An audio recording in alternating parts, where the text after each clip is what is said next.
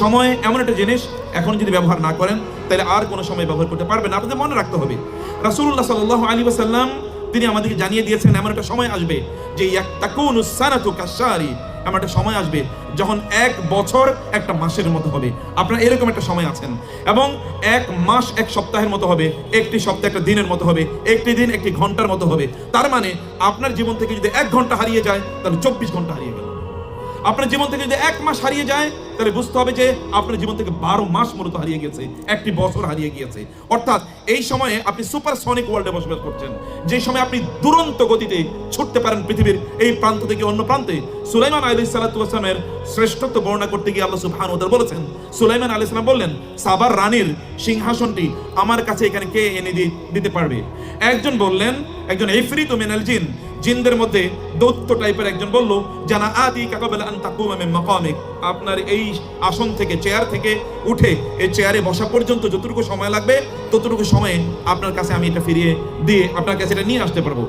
সুলাইমান আলাইহিস সালাম বললেন, না, এত সময় তো আমার কাছে নাই, আমাকে আরো কম সময়কে এনে দিতে পারবে। ওয়াকাল আল্লাযী ইলমুহু ইনদাহু ইলমুম মিনাল কিতাবি আনা আতিকা বিহি ক্বাবলা আন ইয়ারতাদ্দা ইলাইকা তরফু। আর এমন একজন ব্যক্তি যার কাছে জ্ঞান ছিল, এরকম একজন ব্যক্তি সুলাইমান আলাইহিস সালাতু ওয়াস সালামকে লক্ষ্য করে বললেন, সাবার রানী বিলকিসের তার সিংহাসনটি আপনার কাছে আমি এনে দিতে পারি, আপনার চোখের পাতা খোলা এবং চোখের পাতা বন্ধ করতে যতটুকু সময় লাগে ততটুকু সময়ের মতো খানে। সুলাইমান আলাইহিস সালাতু ওয়াস সালাম উঠা থেকে বসা এবং বসা থেকে আবার উঠা, এতটুকু পর্যন্ত সময় তিনি দিতে চান নাই। এটা তার কাছে মনে হচ্ছে অনেক অনেক বেশি সময়ে। আর আল্লাহ সুবহানাহু ওয়া তাআলা এই কারণে সময়কে তিনি গুরুত্ব দিয়েছেন, এই কারণে আল্লাহ তাআলা তার জন্য এমন ব্যবস্থা করে দিলেন যে তার জন্য এমন এক জ্ঞানী ব্যক্তির সুযোগ করে দিলেন, এমন এক টেকনোলজির ব্যবস্থা তার জন্য করে দিলেন যে সেই 1000 মাইল দূর থেকে সিংহাসনটি, ওই রানীর সিংহাসন তার কাছে মুহূর্তের মধ্যে চোখের পলকে তার কাছে নিয়ে আসা হয়েছে।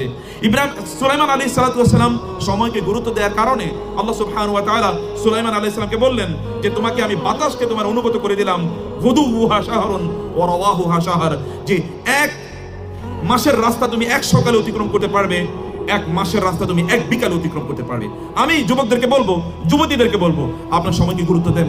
যদি সময়কে গুরুত্ব দেন, মহান আল্লাহ সুবহানাহু ওয়া তাআলা সুলাইমানকে যদি এই ক্ষমতা দিতে পারেন, আল্লাহ কি আপনাদেরকে এই ক্ষমতা দিতে পারেন না? হি ইজ স্টিল দেয়ার, হুয়াল হাইয়ুল কাইয়ুম লা তাখুযু সিনাতুন ওয়ালা নাওম, তিনি হচ্ছেন আল হাই, ever living and ever standing beside you. তিনি সদা সর্বদা আপনার পাশে আছেন, আপনার পাশে তিনি অবস্থান করছেন, এবং আপনি যদি তার কাছে সেভাবে চাইতে পারেন, যদি দেখাতে পারেন যে আপনি এটি করতে চান, আল্লাহ সুবহানাহু ওয়া তাআলা আপনাকে সেই তৌফিক বা সেই ক্ষমতা আল্লাহ সুবহানাহু ওয়া তাআলা আপনাকে প্রদান করবেন। কিন্তু আপনাকে বুঝতে হবে, টাইম ইজ ভেরি ইম্পর্টেন্ট, সময় খুবই গুরুত্বপূর্ণ। এটাকে অবহেলায় কাটিয়ে দেওয়া যায় না, এটাকে অবহেলায় নষ্ট করে দেওয়া যায় না। রাসূল সাল্লাল্লাহু আলাইহি ওয়াসাল্লাম এর জন্য বলেছেন, যৌবনের ব্যাপারে আপনাকে স্পষ্ট করে আলাদা করে প্রশ্ন করা হবে। আপনার জীবনের ব্যাপারে যেমনি ভাবে প্রশ্ন করা হবে, গোটা জীবনে আপনি কি করেছেন তা যেমনি ভাবে প্রশ্ন করা হবে। আপনার যৌবন নিয়ে স্পেশাল কোয়েশ্চেন থাকবে। বিসিএস এ যেমন ধরুন এখন বিভিন্ন প্যাটার্নের কোয়েশ্চেন আসে, সেই দিনের বিসিএস এ আপনাকে প্রশ্ন করা হবে স্পেশালি, সিগনিফিকেন্টলি, পার্টিকুলারলি আপনার যৌবন কোথায় আপনি ব্যয় করেছেন। অতএব যৌবনকে অবহেলায় ব্যয় করা যায় না। যদি আপনি যৌবনকে সত্যিকার অর্থে ভালোভাবে ব্যয় করতে পারেন, তাহলে কিয়ামতের দিন, যেদিন সূর্য কেবলমাত্র মাথার উপরে থাকবে, এখনকার সূর্য 15 কোটি কিলোমিটার দূরে থাকার পরেও এখনো আমরা দেখি বিশ্বের বিভিন্ন দেশগুলো তামা হয়ে যায়, মানে এই সূর্যের উত্তাপে। আবার আমাদের দেশে আমরা দেখি যে গরম কালগুলোতে এখানে গরমে অস্থির হয়ে যায়, বিশেষ করে আপনাদের অঞ্চলে আপনারা দেখবেন এখানে গরম অনেক অনেক বেশি, অথচ 15 কোটি কিলোমিটার দূরে এই সূর্য অবস্থান করছে। যেদিন কেবল আপনার মাথার উপরে সূর্য অবস্থান করবে, লোকেরা তাদের ঘামের সাগরে হাবুডুবু খাবে, সেই দিন একদল যুবক অথবা যুবতীকে আল্লাহ সুবহানাহু ওয়া তাআলা তার ছায়ায়, তার আরশের ছায়ায় ভিআইপি হিসেবে আল্লাহ তাআলা তাদেরকে মর্যাদা প্রদান করবেন। তবে একদল হচ্ছে ওয়াশাবুন নাশা ফি ইবাদাতিল্লাহ, এই যুবকরা বা যুবতীরা যারা আল্লাহর ইবাদতে, আল্লাহর চিন্তায়, আল্লাহর ভাবনায় তারা তাদের সময়গুলোকে কাটায়। সম্মানিত ভাইয়েরা এবং বোনেরা, আল্লাহ সুবহানাহু ওয়া তাআলাকে যদি আপনি সময় দেন, আল্লাহ সুবহানাহু ওয়া তাআলা আপনার সময়ের মধ্যে এমন বারাকা প্রদান করবেন যে বারাকা আপনি কোনোদিন খুঁজে পাবেন না, যে বারাকা আপনি চিন্তা করতে পারেন না। আমি শুরুতে আপনাদের মনে আছে যুলকারনাইন আলাইহিস সালাতু ওয়াস সালাম এর আয়াতগুলো আমি পড়েছি সূরাতুল কাহফ। আপনারা প্রতি শুক্রবারে এই সূরাতুল কাহফ আপনারা পড়েন। আল্লাহ সুবহানাহু ওয়া তাআলা বললেন, ওয়ায়াসআলুনাকা আন যিলকারনাইন কুল সাআতলু আলাইকুম মিনহু যিকরা, আপনাকে লোকেরা প্রশ্ন করবে যুলকারনাইন সম্পর্কে, আপনি বলুন আমি যুলকারনাইনের কথা তোমাদেরকে বলছি। আল্লাহ সুবহানাহু ওয়া তাআলা বললেন যুলকারনাইনের আলোচনা করতে গিয়ে আল্লাহ সুবহানাহু ওয়া তাআলা বললেন যে আমি ইন্না মাক্কান্না লাহু ফিল আরদি ওয়া আতাইনাহু মিন কুল্লি শাইইন সাবাবা, আমি যুলকারনাইনকে এই জমিনের ক্ষমতা প্রদান করেছি এবং এই জমিনকে নিয়ন্ত্রণ করার জন্য, এটাকে পরিচালনা করার জন্য, এটাকে নেতৃত্ব দেওয়ার জন্য, এটাকে শাসন করার জন্য যা কিছু দরকার সব উপকরণ আমি তাকে প্রদান করেছি। যুলকারনাইন কিন্তু আপনাদের মতো একজন যুবক, অথবা আপনাদের বয়সী তিনি ছিলেন। বোনরা যারা আছেন, sisters of your age, brothers he was of your age, আপনাদের বয়সী একজন যুবক। তিনি বললেন গোটা পৃথিবীকে আমি নিয়ন্ত্রণ করতে চাই, গোটা পৃথিবীকে আমি চষে বেড়াতে চাই, আমি দেখতে চাই কোথায় কি আছে। আল্লাহ সুবহানাহু ওয়া তাআলা যুলকারনাইনকে এমন ক্ষমতা প্রদান করলেন, তিনি চলে গেলেন মুহূর্তের মধ্যে, তিনি চলে গেলেন। আল্লাহ সুবহানাহু বলেন মাগরিবাশ শামসি, অর্থাৎ একেবারে সূর্য যেখানে অস্তমিত হয়। কোথায় সূর্য অস্তমিত হয় আমরা জানি না, সূর্য অস্তমিত হয় এরকম পৃথিবীর শেষ প্রান্তে মুহূর্তের মধ্যে চলে গেলেন। কি নিয়ে গিয়েছেন তিনি কি নিয়ে গেলেছেন? কেবল তার strength, stamina, decision, reliance upon Allah, dependence on him, trusting in Allah. আল্লাহর প্রতি তার তাওয়াক্কুল ছিল, আল্লাহর উপর তার আস্থা ছিল, আল্লাহর প্রতি তার বিশ্বাস ছিল, আল্লাহর কাছে তার চাওয়া ছিল। আল্লাহর জন্য তিনি সিজদায় লুটিয়ে পড়েছেন, আল্লাহর কাছে তিনি প্রার্থনা করেছেন এবং আল্লাহর কাজটা তিনি করার জন্য সিদ্ধান্ত নিয়েছেন। আল্লাহ সুবহানাহু ওয়া তাআলা তাকে এমন বাহন প্রদান করলেন। আপনারা এখন বিজ্ঞানের যুগে বসবাস করেন, তারপর আপনি বলতে পারেন এখান থেকে আমেরিকা যেতে হলে সুপারসনিকে গেলেও আপনাকে প্রায় 20-22 ঘন্টা আপনাকে অনবরত চলতে হয়। যুলকারনাইন আলাইহিস সালাম কি বাহন ব্যবহার করলেন? যে তিনি মাগরিবাশ Samsi, where the sun sets, যেখানে সূর্য অস্তমিত হয়, এই জায়গায় তিনি পৌঁছে গেলেন এবং সেখানে পৌঁছে যাওয়ার পরে তিনি দেখলেন যে সূর্য অস্তমিত যাচ্ছে, কর্দমাক্ত পানির মধ্যে অস্তমিত যাচ্ছে। তিনি দেখার পর ওয়াজাদা ইনদাহা কওমা, সেখানে গিয়ে তিনি একটা জাতি দেখলেন। কুলনা ইয়া যুলকারনাইনি ইম্মা আন তুআযিবা ওয়া ইম্মা আন তাত্তাখিযা ফীহিম হুসনা। আমি বললাম যুলকারনাইনের সাথে আল্লাহ কথা বলছেন। যুলকারনাইন কিন্তু কোনো নবী নন, but still Allah subhanahu wa ta'ala talks with him, speaks with him, conveys his commandments with him. Allah subhanahu wa ta'ala তার বাণী, তার আদেশ, তার নির্দেশ, তার গাইডেন্স, তার নির্দেশনা যুলকারনাইনের কাছে আল্লাহ সুবহানাহু ওয়া তাআলা পৌঁছে দিচ্ছেন। এবং আল্লাহ সুবহানাহু ওয়া তাআলা তাকে বললেন, যুলকারনাইন, এখানে যে লোকেরা আছে এই সকল লোকদেরকে হয় তুমি তাদেরকে ক্ষমা করে দিতে পারো অথবা তাদেরকে শাস্তি প্রদান করতে পারো, কারণ তারা আল্লাহর নিজাম অনুসারে চলছে না। যুলকারনাইন আলাইহিস সালাতু ওয়াস সালামের সেখানকার ঘটনা আমি শেষ করলাম। এরপরে যুলকারনাইন আলাইহিস সালাম চলে আসলেন মাতলিআশ শামসি, যেখানে সূর্য উদিত হয়। সূর্য উদিত হওয়ার দেশ হিসেবে আপনারা বলেন জাপান, তাহলে অস্ট্রেলিয়া কি বলেন তো? তাহলে তার আরো পরে যে সকল দেশগুলো আছে সে সকল দেশে কি সূর্য উদিত হয় না? সূর্য উদিত হওয়ার দেশে তিনি গেলেন এবং সেখানে গিয়ে ওইখানকার লোকদের সাথে তিনি কথাবার্তা বলেন মুহূর্তের মধ্যে। I don't know how many years he has taken in order to reach to the farthest quarter of the world. এই পৃথিবীর সবচেয়ে দূরের জায়গায় পৌঁছার জন্য তিনি কি করেছেন?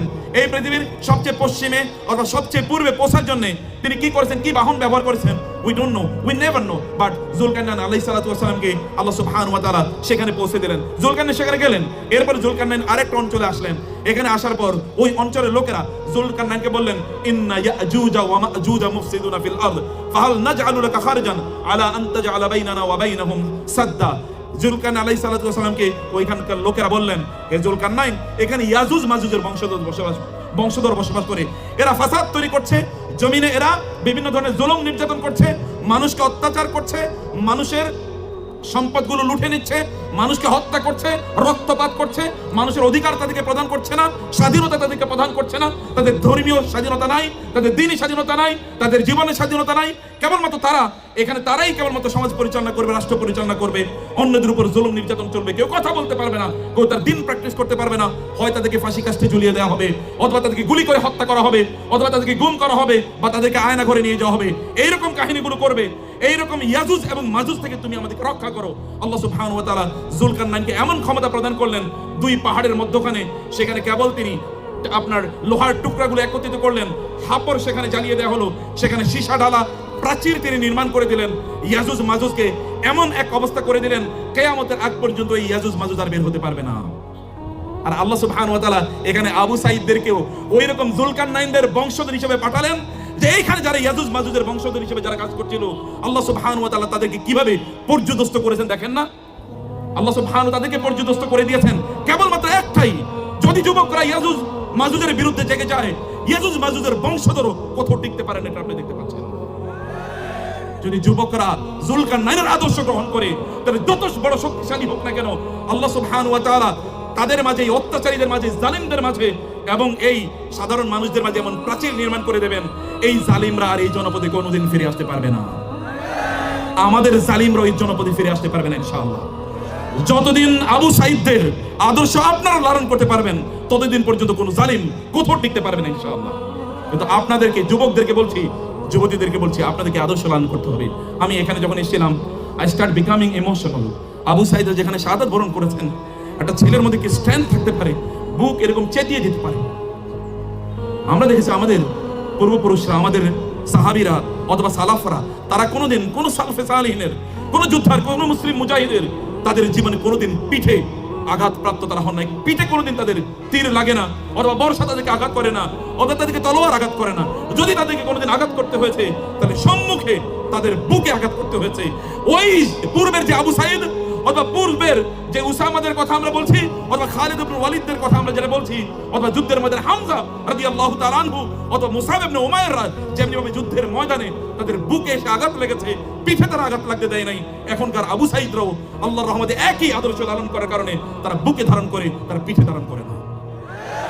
আপনারা যদি পিঠে ধারণ না করে যদি বুকে ধারণ করতে পারেন, বুকে দুটো জিনিস ধারণ করে, প্রিয় বোনেরা আমার, প্রিয় ভাইরা আমার, একটা আদর্শ ধারণ করেন। আপনারা এই আদর্শ যদি আপনারা ধারণ করতে পারেন, দুই নম্বরে যত অপরাধী আছে, অন্যায়কারী আছে, যত জালিম আছে, যত স্বৈরাচার আছে, তাদের বিরুদ্ধে যদি আপনি বুকটাকে চেতিয়ে দিতে পারেন, তাহলে নিশ্চিত থাকুন ওরা অবশ্যই ইয়াজুজ মাজুজের মতো ধ্বংসাত্মক জাতি হলেও এই ইয়াজুজ মাজুজের পরবর্তী বংশধর অথবা তাদের রক্ত যদি এদের শরীরে প্রবাহিত হয়, তাহলে আল্লাহ সুবহানাহু ওয়া তাআলা যুলকারনাইনদেরকে অথবা আবু সাইদদেরকে পাঠিয়ে দেবেন, তারা ওখানে প্রাচীর নির্মাণ করে দেবে। প্রাচীর আল্লাহ সুবহানাহু ওয়া তাআলা যুলকারনাইন আলাইহিস সালাতু ওয়াস সালামের কথা আমাদেরকে উল্লেখ করেছেন। প্রিয় ভাই, আমি যে কথা বলছি আপনাদেরকে, যে কথা বলতে চাচ্ছিলাম বোনের আমার, তা হলো আপনাদের এই যৌবনকে আপনারা কোন কাজে লাগাচ্ছেন, কি কাজে আপনি এটাকে ব্যয় করছেন, তা দেখতে হবে। রাসূলুল্লাহ সাল্লাল্লাহু আলাইহি ওয়াসাল্লাম এর সাহাবী আবু সাঈদ খুদরী রাদিয়াল্লাহু তাআলা আনহু যুবকদেরকে দেখলে, আমি যুবক বলতে কেবলমাত্র ছেলেদের কথা বলছি না, যুবক একটা টাইম ফ্রেমের নাম, যুবক একটা টাইমের নাম, বিটুইন দিস এন্ড দিস। আপনি বলছেন জেন জি,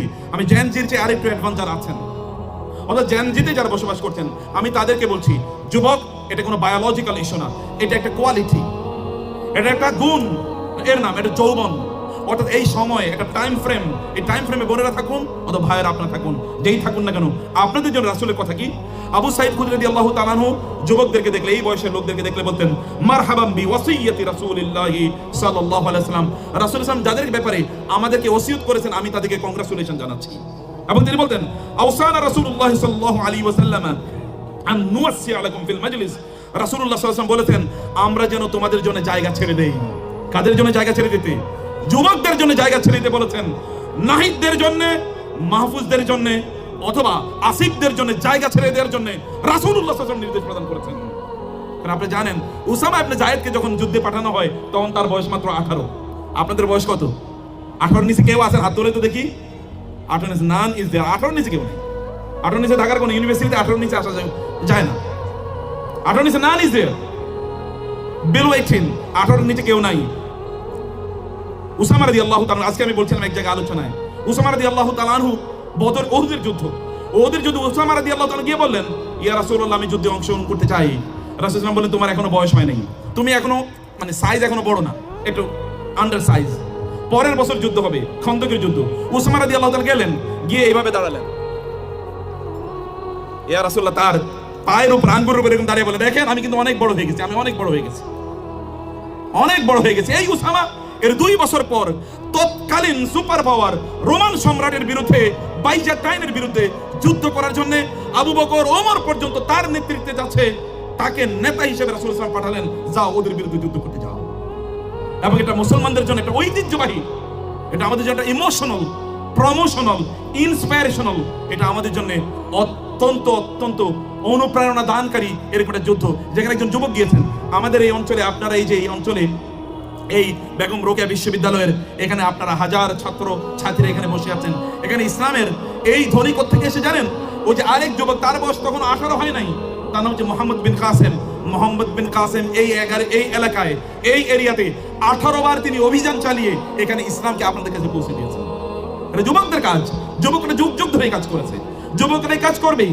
যুবকদের এই কাজ, যুবকরা তারা আল্লাহর দ্বীনের ঝান্ডা অথবা সত্য, হক, ইনসাফ এটাকে বিভিন্ন জায়গায় পৌঁছে দেওয়ার জন্য তারা কাজ করেছিলেন। যুবকদেরকে কেউ কোনোদিন ঠেকিয়ে রাখতে পারে নাই।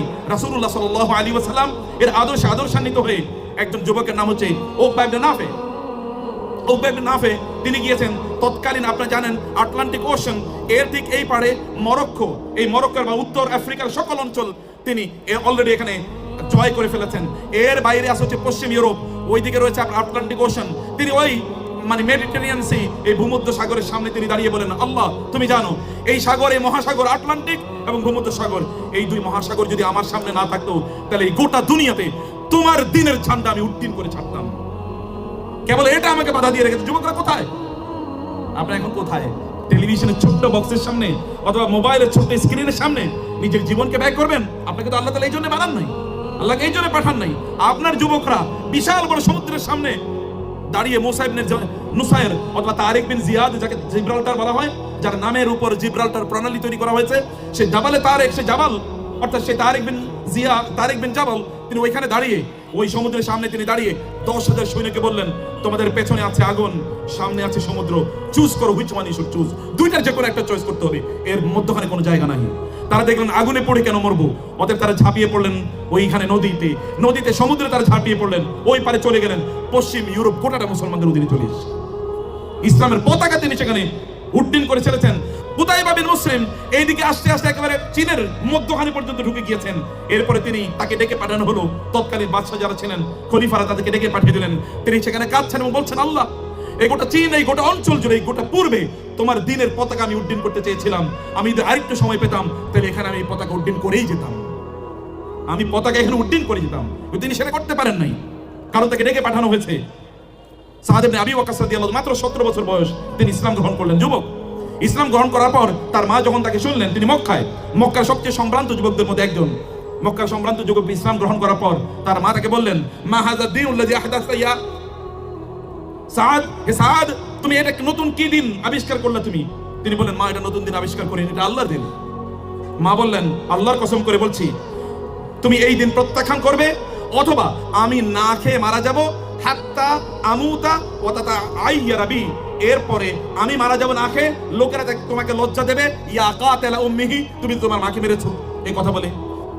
এবং এই কথা বলে মা না খাওয়া দাওয়া বন্ধ করে দিলেন। পরের দিন সকালে তিনি ফাসবাহাত ওয়া কদ জুহিদাত, তিনি ঘুম থেকে উঠলেন, তিনি খুবই দুর্বল। সাদ ইবনে আবি ওয়াক্কাস চিন্তা করলেন করবেন কি। তিনি এবার তার মাকে গিয়ে লক্ষ্য করে বলেন, ভালো করে শুনুন বোনেরা এবং ভাইরা, মাকে গিয়ে বলেন, ইয়া উম্মা তাআলামিন, মা আপনি জানেন, ওয়াল্লাহি আল্লাহর কসম করে বলছি, লা ইন কানা লাকে মিআতু নাফসিন ওয়া তামুতা নাফসান মাউতান, হে মা আপনাকে যদি আল্লাহ তাআলা 100টা জীবন দেন এবং আপনি যদি 100 বার মারা যান, তাইলেও আমি মা তারাকতু দীনাল্লাহি সুবহানাহু ওয়া তাআলা, আল্লাহর দিন ছাড়া আমার পক্ষে সম্ভব নয়, আল্লাহর দিন ছাড়া আমার পক্ষে সম্ভব নয়। যুবকরা আপনাদেরকে বলছি, যুবতীরা আপনাদেরকে বলছি, আমরা দেখবেন, আপনাদের কথা আমি বলছি না, এখন বিশ্ববিদ্যালয়ে যারা পড়ে তাদের অবস্থা একবার চিন্তা করে দেখেন। জুলুমের পক্ষে তারা থাকে, কেবল একটু পানি খাওয়ার জন্য মাঝে মাঝে একটু লাল পানি তাদেরকে দেবে, অথবা একটু ভিক্ষা তাদেরকে দেবে, অথবা তাদেরকে একটু হালকা কিছু টাকা পয়সা দেবে। এই কারণে তারা তাদের আদর্শগুলোকে পর্যন্ত বিক্রি করে দিয়েছে, তাদের যৌবন তারা বিক্রি করে দিয়েছে এই জাতীয় লেজুর বৃত্তি করতে করতে। আল্লাহ তাআলা তার রাসূলকে বলেছেন, ওয়ালা তারকানু ইলাল্লাযিনা যালামু ফাতামাসসাকুমুন নার, যারা জুলুম করে তাদেরকে সামান্যতম সাপোর্ট যদি আপনি করেন, ফিজিক্যাল সাপোর্ট তো বহুত দূরের কথা, মেন্টাল যদি সাপোর্ট করেন, তাদের পক্ষে যদি আপনি একবার দাঁড়ান, তাহলে মনে রাখবেন আপনাকে জাহান্নামে যেতে হবে। তার রাসূলকে আল্লাহ তাআলা বলছেন, যে জুলুম করে, জুলুমের পক্ষে কোনো যুবক কোনোদিন থাকতে পারে না। যদি তার অহংকার থাকে, তার আত্মবিশ্বাস থাকে, যদি তার আত্মপরিচয় থাকে, যদি তার আত্মমর্যাদা থাকে, সেলফ এস্টিম থাকে, তাহলে কোনোদিন কোনো যুবক জুলুম তন্ত্রের পক্ষে কোনোদিন দাঁড়াতে পারে না। কিন্তু আমাদের এখনকার বিশ্ববিদ্যালয়গুলো অথবা আমাদের শিক্ষার এখন বড় সংকটের মধ্যে একটা সংকট হচ্ছে, আমাদের যুবকরা তারা জানে না তাদের আদর্শ কি হওয়া উচিত, তারা জানে না তাদের আদর্শ কি হওয়া উচিত, তারা জানে না যে তাদের আদর্শ কি হওয়া উচিত। এই আদর্শ তারা বুঝেও না এবং আদর্শ তারা লালনও করে না। আদর্শের জন্য যুবক মনে রাখবেন, আপনার আদর্শের জন্য যদি আপনি জীবন প্রদান করেন, তাহলে আপনাদের পূর্বসূরি হানজালা রাদিয়াল্লাহু তাআলা আনহুকে যেমনি ভাবে আল্লাহ তাআলা এই জমিনের পানি দিয়ে গোসল করার নাই, আল্লাহ তাআলা আপনাকে ওরকম আসমানের জান্নাতের পানি দিয়ে গোসল করিয়ে দেবেন যদি আপনি তার জন্য করতে পারেন। আল্লাহ সুবহানাহু ওয়া তাআলা মুসাব ইবনে উমাইর রাদিয়াল্লাহু আনহুর কথা চিন্তা করে দেখেন, আপনি তেমন হতে পারেন, আপনাদের চাইলে তেমন হতে পারেন। রাসূলুল্লাহ সাল্লাল্লাহু আলাইহি সাল্লাম সবচেয়ে যারা প্রতিশ্রুতিবদ্ধ এবং যাদের মধ্যে অনেক বেশি প্রজ্ঞা আছে, যারা খুবই উন্নত চিন্তা চেতনা লালন করতেন, যে সকল তাদের মধ্যে এরকম সম্ভাবনা রয়েছে, সম্ভাবনাপূর্ণ যুবকদেরকে রাসূল সাল্লাল্লাহু আলাইহি ওয়াসাল্লাম কি করেছেন? একবার চিন্তা করে দেখেন এখানকার যুবকরা, একবার চিন্তা করুন। মুসাব ইবনে উমাইরের বয়স তখন 18 হয় নাই। আল্লাহ রাসূল সাল্লাল্লাহু আলাইহি ওয়াসাল্লাম তাকে ইসলামের প্রথম অ্যাম্বাসেডর হিসেবে তিনি তাকে মদিনায় পাঠান, এবং মদিনায় ইসলামী রাষ্ট্র তৈরি হয় এক যুবকের প্রচেষ্টায়। আর আপনারা এখানে হাজার হাজার যুবক আছেন, এই দেশে কি ইসলামিক রাষ্ট্র প্রতিষ্ঠিত হতে পারত? আর যে আল্লাহর জন্য জীবন দিয়েছে সে জীবিত। আল্লাহ বলছেন জীবন এবং মৃত্যুর মালিক যিনি, তিনি এই গল্প বলছেন, তিনি এই ঘটনা আমাদেরকে বলছেন। প্রিয় ভাইরা, অথবা আপনার এবং আমাদের জন্য সবচেয়ে বড় যে সংকট, এই বড় সংকট হলো আমরা আমাদের আইডেন্টিটি ভুলে গিয়েছি। আপনার আইডেন্টিটি কি? আপনার পরিচয় কি? আপনার পরিচয় কি? কোন পরিচয় আপনি বড় হয়ে উঠছেন বলেন তো? আপনার পরিচয়ের সংকটে আমাদেরকে ভোগানো হয়েছে। আমরা জানতামই না আমরা কি মুসলমান নাকি অন্য কিছু। আমি জানতামই না আমি কি বাংলাদেশি না বাঙালি। নতুন আইডেন্টিটি আমাদেরকে দেওয়া হয়েছে। আমাদের আইডেন্টিটি ভুলিয়ে দেওয়ার জন্য চেষ্টা করা হয়েছিল, বহুভাবে চেষ্টা করা হয়েছে, কিন্তু আপনারা অ্যাসার্টিভলি আবার বুঝিয়ে দিয়েছেন যে না, আমাদের একটা আইডেন্টিটি আছে, আমাদের একটা আইডেন্টিটি আছে, আমাদের একটা পরিচয় আছে। সবকিছুকে ছাপিয়ে আমাদের ওই পরিচয় আমাদের কাছে সবচেয়ে বড় পরিচয়। এই পরিচয় আপনারা দেখিয়ে দিয়েছেন, আপনারা আমাদের গর্ব, অহংকার, আপনারা আমাদেরকে জাগিয়ে তুলেছেন। আমরা বুড়োরা, আমি বুড়ো না কিন্তু যারা মনের দিক থেকে বুড়ো তাদের কথা বলছি, বুড়োদেরকে আপনি জাগিয়ে তুলেছেন, আলহামদুলিল্লাহ আপনারা জাগিয়ে তুলেছেন।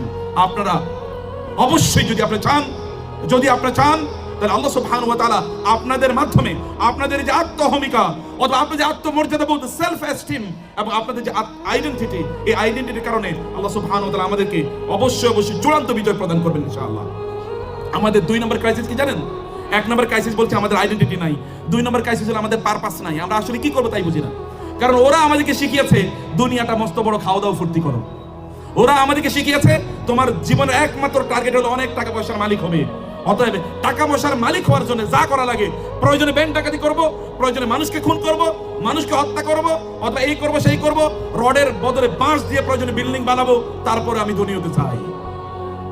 এরকম আদর্শ লালন করা হয়েছে। কারণ সামনে তো একটাই জিনিস, আপনার টাকা পয়সার মালিক হওয়া লাগবে। তো টাকা পয়সার মালিক হওয়ার জন্য আপনার যা লাগবে তাই করবেন আপনি, কিন্তু আপনার পারপাস অফ লাইফ এটা নয়। টাকা পয়সার কত মালিক তারা দেখেন কবরের মধ্যে তারা শুয়ে আছে। কারণ কোথায় এখন? হামান কোথায় এখন? এত সম্পদের মালিক অথবা নমরুদ কোথায়? ফেরাউন কোথায় এখন? কোথাও নাই। কিন্তু মুহাম্মাদুর রাসূলুল্লাহ সাল্লাল্লাহু আলাইহি ওয়াসাল্লাম এখনো এই গোটা পৃথিবীর 200 কোটির মানুষের হৃদয়ের গহীন জায়গায় এখনো স্থান করে রয়েছেন। যদি এখনো ডাকতে হয় মুহাম্মদ সাল্লাল্লাহু আলাইহি ওয়াসাল্লামের জন্য জীবন দিতে, তাইলে এই পৃথিবীর এখনো কোটি কোটি যুবক এবং যুবতী তাদের জীবন দেওয়ার জন্য প্রস্তুত থাকবে। আর আবু জাহেল, আবু লাহাবরা কই, ফেরাউনরা কই? পৃথিবীর একটা মানুষের নাম ফেরাউন রাখে না, একটা মানুষের নাম আবু লাহাব রাখে না, এমনকি ইহুদি খ্রিস্টান হিন্দু বৌদ্ধ কেউ রাখে না, একটা মানুষ আবু জাহেল নাম রাখে না। কিন্তু মুহাম্মদ সাল্লাল্লাহু আলাইহি ওয়াসাল্লাম এই পৃথিবীর সবচেয়ে প্রিয় নাম। বহু লোক এমন আছে যার সকল সন্তানের নাম মুহাম্মদ। আমেরিকাতে একবার দেখলাম এক ফ্যামিলিতে 10 জনের নাম Muhammad. Muhammad first, Muhammad second, Muhammad third, Muhammad fourth, 1 নম্বর মুহাম্মদ, মুহাম্মদ 2, মুহাম্মদ 3, 10 ছেলের নামে মুহাম্মদ। এটা রাসূলের ভালোবাসা। এই ভালোবাসা পৃথিবীতে আপনি কোথাও পাবেন না। পারপাসফুল লাইফ লিড করেন। আপনার উদ্দেশ্য কি? আপনি কি করতে চান? আপনি সমাজে কি অবদান রাখতে চান? সেটা আপনাকে বুঝতে হবে। কেউ যেন আপনার এই পারপাস থেকে আপনাকে সরিয়ে না দিতে পারে। প্রিয় ভাইরা, সম্মানিত বোনেরা, যেন সরিয়ে না দিতে পারে। আপনাকে সদা জাগরুক থাকতে হবে। আপনাকে সদা সর্বদা এই ব্যাপারে আপনাকে সজাগ থাকতে হবে। আপনার লক্ষ্যকে, উদ্দেশ্যকে মনে রাখবেন। দ্বীনি জ্ঞান, দুনিয়ার জ্ঞান তো বহুবার পরে বললাম। দ্বীনি জ্ঞানও যদি কেউ দুনিয়ার উদ্দেশ্যে অবলম্বন করে, রাসূল সাল্লাল্লাহু আলাইহি ওয়াসাল্লাম বলেছেন, বর্জন করে, লাম ইয়াজিদ রাইহাতাল জান্নাহ, ওই ব্যক্তি জান্নাতের ঘ্রাণ পর্যন্ত পাবে না। দুনিয়ার জ্ঞান তো বহু পরের কথা। দ্বীনি জ্ঞানও যদি কেউ দুনিয়ার উদ্দেশ্যে গ্রহণ করে, তাহলে আপনারা যে জ্ঞান অর্জন করছেন, এই জ্ঞান আপনার দুনিয়া এবং আখিরাতে কতটুকু লাগবে এটা বুঝতে হবে। অথবা এই জ্ঞান আপনি কতটুকু কাজে লাগাবেন তা বুঝতে হবে। এই জ্ঞান আপনাকে সত্যিকার করতে কতটুকু মানুষ বানাচ্ছে তা বুঝতে হবে। আপনার জ্ঞান, যে জ্ঞান অর্জন করা ফরজ, সেটাকে কখনোই তুচ্ছ তাচ্ছিল্য করবেন না। আল্লাহ সুবহানাহু ওয়া তাআলাকে সময় দেন। আল্লাহকে যদি সময় দেন, আল্লাহর কিতাব যদি পড়েন, আল্লাহ সুবহানাহু ওয়া তাআলাকে পড়ার জন্য যদি সময় দেন, আল্লাহ সুবহানাহু ওয়া তাআলা যেমনি ভাবে মুসা আলাইহিস সালাতু ওয়াস সালামকে খিদিরের মতো একজন সাধারণ বান্দার কাছে পাঠিয়ে দিয়েছিলেন জ্ঞান অর্জন করার জন্য, যাও মুসা তুমি এই জগতের নবী, এই যুগের নবী, তারপরও তোমাকে আরো কিছু পড়াশোনা করা লাগবে। পড়াশোনার জন্য খিজিরের কাছে পাঠিয়ে দিয়েছেন। খিজির আলাইহিস সালাম কোনো নবী ছিলেন না, কিন্তু তিনি ছিলেন আল্লাহর বান্দা, আল্লাহর ইবাদত করতেন। তার সময় কাটতো আল্লাহর ইবাদতে। কিছু সময় আল্লাহর ইবাদতে কাটুন। রাতের বেলা কিছু সময় কেবল পড়াশোনা করলে হবে না। আগামীকাল পরীক্ষার জন্য কেবল পড়বেন না, কিছু সময় আল্লাহর কাছে আল্লাহর ইবাদত করুন, আল্লাহর কাছে প্রার্থনা করুন, আল্লাহর কাছে আত্মসমর্পণ করুন। তাহলে যা পড়বেন এটা আপনার কাজে লাগবে। আদারওয়াইজ বদহজম হবে। অনেকে প্রচুর পরিমাণে খাওয়ার পর বমি করে দিয়েছে, লাভ হইল কি? আর অসুস্থ। আপনার যে জ্ঞান, এটা it will be like vomiting. It will not be productive for you, it will not come to any benefit or any use of you, আপনার কোনো কাজে লাগবে না। সেই কারণে আল্লাহকে সময় দেন, যিনি সৃষ্টি করেছেন, যিনি জ্ঞানের মালিক, যিনি আপনাকে জ্ঞানী বানাতে পারেন, তাকে ইগনোর করবেন না, তাকে সময় দেন, তার জ্ঞান অর্জন করুন, তার সংক্রান্ত কিছু জ্ঞান আপনাদের অর্জন করা দরকার। 4 নম্বরে প্রিয় ভাইয়েরা এবং বোনেরা, তা হলো আমাদেরকে এখন বিভিন্নভাবে এমন কিছু কালচার দিয়ে আমাদেরকে আমাদের আদর্শ থেকে দূরে সরিয়ে দেওয়ার চেষ্টা করা হচ্ছে। গান, বাদ্য, নাটক, সিনেমা অথবা তথাকথিত কালচারাল প্রোগ্রাম ইত্যাদির নামে আপনি দেখবেন কেবলমাত্র নষ্ট পশ্চিমা সভ্যতা আবিষ্কার করা অথবা আমদানি করার প্রয়াস কেবলমাত্র দেখতে পাই। এই নষ্ট, এই পতিত কালচার আমাদের এই আদর্শবাদী সমাজে কোনো অবস্থায় আনা যাবে না, এগুলো চলবে না। বিশ্ববিদ্যালয়ের ছাত্ররা যখন কনসার্টের আয়োজন করে তখন আমার লজ্জায় মুখ ডাকতে মনে চায় যে কনসার্ট বিশ্ববিদ্যালয়ের ছাত্রের রুচিতে কেমনে যায় বা ছাত্রীদের রুচিতে কেমন যায়? এটা তো কনসার্টের সমাজ না, এটা রুচির প্রশ্ন। রুচি যদি এরকম নিচে যায়, অধপতিত রুচি যদি হয় অথবা ডাস্টবিনের রুচি যদি তৈরি হয়, তাইলে কেবলমাত্র এখানে কনসার্টের আয়োজন করা চলে, আদারওয়াইজ ওই আয়োজন এখানে চলে না। এখানে আয়োজন হবে বুদ্ধিবৃত্তিক আয়োজন, এখানে সেমিনার হবে, সিম্পোজিয়াম হবে, কনফারেন্স হবে, হালাকা হবে, দার্স হবে, লেকচার হবে এবং বিশ্ববিখ্যাত পণ্ডিতরা এখানে আসবে, তারা কথা বলবেন। এটা হচ্ছে বিশ্ববিদ্যালয়ের আঙ্গিনা। এটা আপনাদেরকে আয়োজন করতে হবে, এটা আপনাদেরকে এনশিওর করতে হবে। প্রিয় ভাইরা, আমাদের চরিত্রকে বিনাশ করে দেওয়ার জন্য ওরা নীল সংস্কৃতি আমাদের এখানে আমদানি করেছে, নীল সংস্কৃতি, এবং বিশ্ববিদ্যালয়গুলো নীল সংস্কৃতি দিয়ে ভর্তি হয়ে গেছে। আপনাদের সামনে বিশাল বড় চ্যালেঞ্জ, এই নীল সংস্কৃতির যে সকল উপাদানগুলো আছে সেগুলো খবরদার নিজকে ইউটিউব, ফেসবুক অথবা এই সোশ্যাল মিডিয়া থেকে দূরে রাখুন। যেগুলো আপনার চরিত্র অথবা যেগুলো আপনার যে লক্ষ্য এবং উদ্দেশ্য, এগুলো থেকে আপনাকে অনেক অনেক দূরে সরিয়ে নিয়ে যায়, এগুলোর কাছে অনুগ্রহ করে এগুলোতে আসবেন না, এগুলোতে আপনার সময় ব্যয় করবেন না। ফেসবুক আপনাকে শেখাতে আসে নাই, আপনাকে ধ্বংস করতে এসেছে। কোনো এক সময় জুয়ার হাউসগুলোতে আমেরিকানরা, ইউরোপিয়ানরা, সেখানে তারা বিভিন্ন ধরনের মাদক দ্রব্য, তারা এখনো জুয়ার হাউসগুলোতে মদ বেচা হয়, মাদক দ্রব্য বেচা হয়। কারণ কি? কারণ জুয়া খেলায় যদি কেউ হেরে যায় তাহলে মদ খেয়ে যদি একটু শান্তি পায়, এটা হলো তাদের উদ্দেশ্য। আবার ওইখানে কিছু সাইকোলজিস্ট থাকে, মনোবিজ্ঞানী থাকে ওদেরকে ট্রিটমেন্ট দেওয়ার জন্য, হার্ট স্পেশালিস্ট থাকে, কারণ হার্ট ফেল করবে যদি সে জুয়ায় হেরে যায়, ওই কারণে হার্ট স্পেশালিস্ট থাকে। এখন আমাদের নতুন করে জুয়ার আসর এখানে তৈরি হচ্ছে, নতুন করে এখানে মাদক এর আসর তৈরি হচ্ছে। এই মাদক কোথাও কোথাও ফিজিক্যাল, কোথাও কোথাও নন ফিজিক্যাল। ফিজিক্যাল মাদক তো এখন বিশ্ববিদ্যালয়ের ক্যাম্পাসগুলোতে এখন আপনার মাদক দ্রব্য পাওয়া যায়। কোন মুসলমান তিনি মাদক দ্রব্য গ্রহণ করতে পারেন না। কোন মুসলমান যদি মাদক দ্রব্য গ্রহণ করেন, রাসূল সাল্লাল্লাহু আলাইহি ওয়াসাল্লাম বলেছেন তার 40 দিনের ইবাদত কবুল হবে না। মাদক দ্রব্যকে আপনাদের না বলতে হবে, নো বলে দেন। এবং নতুন যে মাদক দ্রব্য অর্থাৎ এই যে সোশ্যাল মিডিয়া, এগুলোকে আপনাদেরকে নিষিদ্ধ করতে হবে, নিষেধ করতে হবে যে না, এগুলো আমাদের নয়, এগুলো যাদের তাদের মুখে ছুড়ে দেন এবং তাদেরকেও এবং তাদের এই উপাদানগুলোকে আপনাদের প্রত্যাখ্যান করতে হবে। প্রিয় ভাইরা, সম্মানিত বোনেরা, লাস্ট এইটাই আমি বলে আপনাদেরকে নাসিহা শেষ করতে চাই, তা হলো যে আপনারা অনুগ্রহ করে আল্লাহর হয়ে যান, তাহলে আল্লাহ তাআলা আপনাদের হয়ে যাবেন। আপনারা আল্লাহর হয়ে যান, আল্লাহ আপনাদের হয়ে যাবেন। হাদিসে কুদসিতে এসে রাসূলুল্লাহ বলেছেন কেউ যদি আল্লাহর হয়ে যায় তাহলে আল্লাহ তাআলা তার হাত হয়ে যান, আল্লাহ তার মুখ হয়ে যান, আল্লাহ তার চোখ হয়ে যান, আল্লাহ তার কান হয়ে যান, আল্লাহ তার পা হয়ে যান। এই পা এবং এই হাত এবং এই চোখ এবং এই মুখ দিয়ে সে আল্লাহ সুবহানাহু ওয়া তাআলার পাওয়ারের মাধ্যমে সে বিভিন্ন কাজ করে থাকে। আপনি তখন আল্লাহর পাওয়ারে কাজ করবেন। আল্লাহ সুবহানাহু ওয়া তাআলা যেন আমাদেরকে তার পাওয়ারের মাধ্যমে শক্তিশালী হওয়ার তৌফিক দান করেন, আল্লাহর কাছে সেই প্রত্যাশা রাখছি এবং আল্লাহর কাছে সেই ফরিয়াদ জানাচ্ছি। আল্লাহ সুবহানাহু ওয়া তাআলা এই বিশ্ববিদ্যালয় যেন এই অঞ্চলে ইসলাম প্রচারের দুর্গ হয়, আদর্শ প্রচারের দুর্গ হয়, মানুষ বানানোর জন্য দুর্গ হয়। আল্লাহ তাআলা সেইভাবে এই বিশ্ববিদ্যালয়কে কবুল করে নেন এবং কোন এক সময় এসে যেন দেখি আপনারা সবাই এক একজন আবু সাইদ হয়ে গিয়েছেন ইনশাআল্লাহ, এবং আমাদের বোনেরা তারাও যেন আবু সাইদা হয়ে যেতে পারেন। নামের সাথে আসলে মিল আছে। সৌভাগ্যের পিতা সুবহানাল্লাহ, আল্লাহ তাআলা তাকে সত্যি করতে সৌভাগ্য দান করেছেন। আল্লাহ সুবহানাহু ওয়া তাআলা আপনাদের আয়োজনটাকে কবুল করে নিন এবং আল্লাহ সুবহানাহু ওয়া তাআলা আমাদেরকে সত্যিকারের ভালো মানুষ হওয়ার তৌফিক দান করুন। আল্লাহুম্মা আমিন। আল্লাহ সাল্লাল্লাহু সুবহানাহু ওয়া তাআলা নবিনা মুহাম্মদ ওয়া আলিহি ওয়া সাহবিহি আজমাইন। সুবহানাকাল্লাহুম্মা ওয়া বিহামদিক আশহাদু আল্লা ইলাহা ইল্লা আনতা আস্তাগফিরুকা ওয়া আতুবু ইলাইক। ওয়া আসসালামু আলাইকুম ওয়া রাহমাতুল্লাহি ওয়া বারাকাতুহু।